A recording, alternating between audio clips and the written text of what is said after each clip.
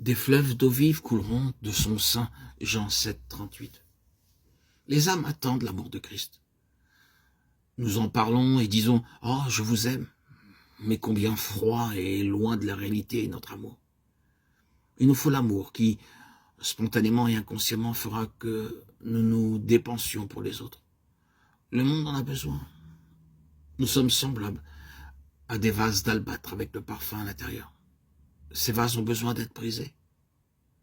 Prenons comme exemple 2 verres d'eau. Ils peuvent bien être transparents. Vous les placez ensemble. Comme ils sont durs, quel bruit font-ils au moment où ils se touchent l'un l'autre? Supposons que nous les brisons et laissons l'eau des 2 verres s'écouler ensemble. Il n'y a plus de bruit ni de dureté, mais de l'unité. Ainsi, quand Dieu nous élève vers lui, hors de notre moi étriqué, nous allons ensemble dans un seul esprit. Or, si les enfants de Dieu vivaient cette vie bénie dans leur famille et dans le monde, combien les âmes seraient attirées vers notre glorieux Seigneur. L'important, c'est de reconnaître que chaque fois que les gens repoussent Christ, c'est généralement dû à quelque faute de notre part. Si les âmes autour de nous ne sont pas attirées vers lui, ce doit être à cause du vase, certainement pas du Christ vivant qui y habite. Si Jésus vivait là où nous vivons, les âmes ne seraient-elles pas touchées et attendries? Bien sûr qu'elles le seraient. C'est si évident.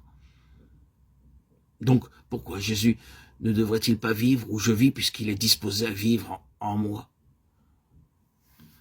Maintenant, sans discuter sur ce sujet, sans le définir, disons simplement par la foi, je prends sa mort comme la mienne.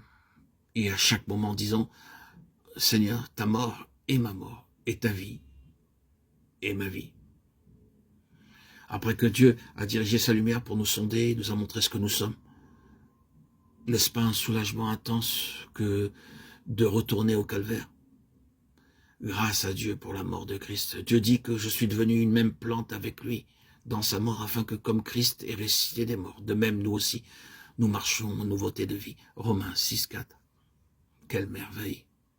Christ est mort sur la croix pour nous donner la vie. Nous avons été trop occupés avec le côté de l'expiation en tant que règlement de compte, plutôt qu'avec la parole de Dieu qui nous dit que Christ devint malédiction pour nous. Oui, frères et sœurs en Christ, pour nous. Nous portons avec lui, nous, les maudits sur la croix. Galates 3, 13. Que le Seigneur puisse nous emmener plus profondément dans la connaissance de sa croix, afin qu'il y ait plus de place pour la manifestation de sa vie, dans nos vies, dans notre quotidien. Que nous puissions approfondir la signification de la croix. Seigneur, ta mort est ma mort et ta vie est ma vie. Sera-ce la réponse à tout ce qui nous a été dévoilé de si terrible sur nous-mêmes? C'est comme une corde qui nous est tendue alors que nous désespérons de nous-mêmes. Une puissance qui nous élèvera en union avec Christ. Sa lumière et son amour couleront à flot à travers nous de jour en jour, et nous porterons les marques de notre Seigneur crucifié. Nous n'aspirerons à aucune grande expérience, mais nous nous contenterons de marcher avec l'Esprit de Christ crucifié, se manifestant par nous. Dans notre foyer, nous cesserons de discuter sur beaucoup de choses et apprendrons silencieusement à marcher et à vivre avec celui qui devint le serviteur de tous. Frères et sœurs en Christ, bien-aimés, prenez du temps pour vous isoler, parler à Dieu. Demandez-lui de vous révéler la signification de la croix. Intégrez cette signification immense qu'a été la croix pour nous.